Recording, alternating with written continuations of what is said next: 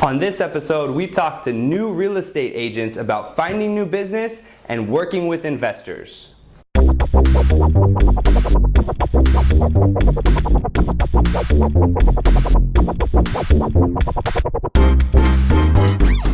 What's up, everybody? This is Jason Cassity with Cassity Consulting Group in downtown San Diego. I'm coming to you with Ask a Realtor episode 12.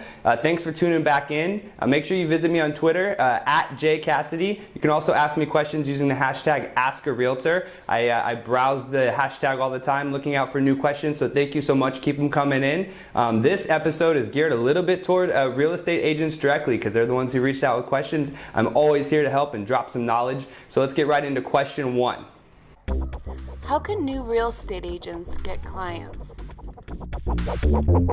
Question one, how does a new real estate agent find new business? It's a fantastic question, one that I pondered a lot in my early years. I broke it down to two basic categories. You have your sweat equity and you have your check equity, right?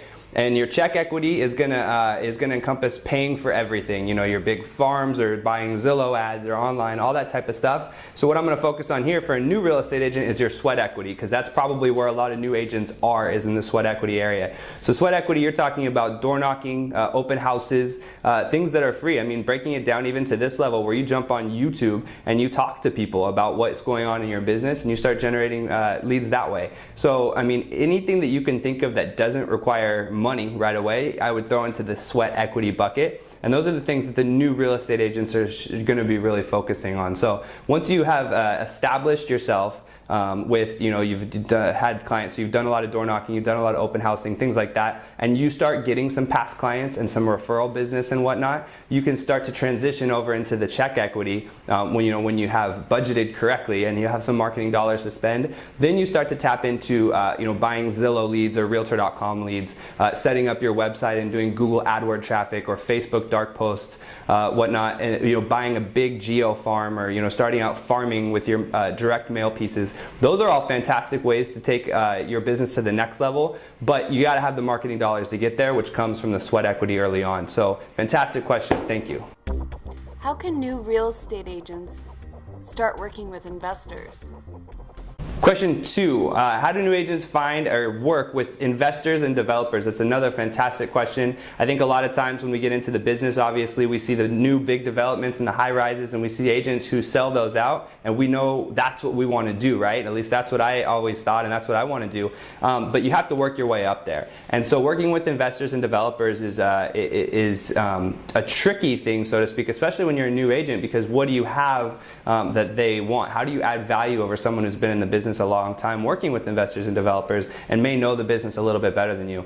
Well, here's how to find the investors and developers. I think early on, you start out looking for maybe even flippers or small-time developers, and you can do that actually by going into your MLS and you start looking through the properties that look like they have been flipped, right? And so key indicators of those would be maybe staged properties, properties with no refrigerator in the pictures. If you're noticing they don't have a refrigerator, maybe new hardwood flooring, staged. Those have probably been flipped or renovated somehow, somewhat recently. So what you would do then is you can actually go into the title report, see the name of the owner. A lot of times it's a business, an LLC or whatnot, and more than likely that's a flipper or an investor or a small-time developer.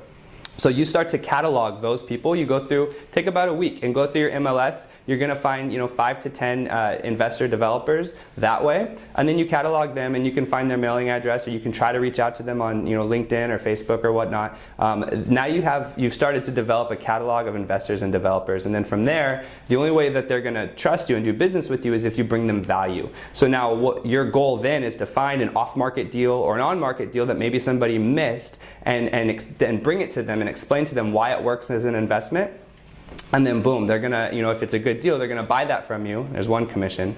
And then they're gonna fix it up and probably relist it with you. That's 2 commissions. So you just found yourself 2 deals and a new relationship with a new investor. That's how you start breaking in and working with investors. Of course, you can also go to networking events, try to bump into them in the wild, so to speak, but that's a surefire way to actually break right in and find them today. You could sit down and check your MLS and you could have investors by the end of the day. And you just have to have something to add value with and give to them, of course. Otherwise, they're going to tell you to kick rocks. So once you started working with investors, you're going to start to learn the terminology, the language, what it is that they're looking for, which is going to help you as you start to climb the ladder with other investors and into developers and whatnot. But yeah, that's a great question. That's how I found my first investors and developers, who have now become very close friends of mine. We work hand in hand on both flips and new developments. So yeah, that's the best way that I know of to jump right into it, other than meeting them in the wild and whatnot. So thanks for the question.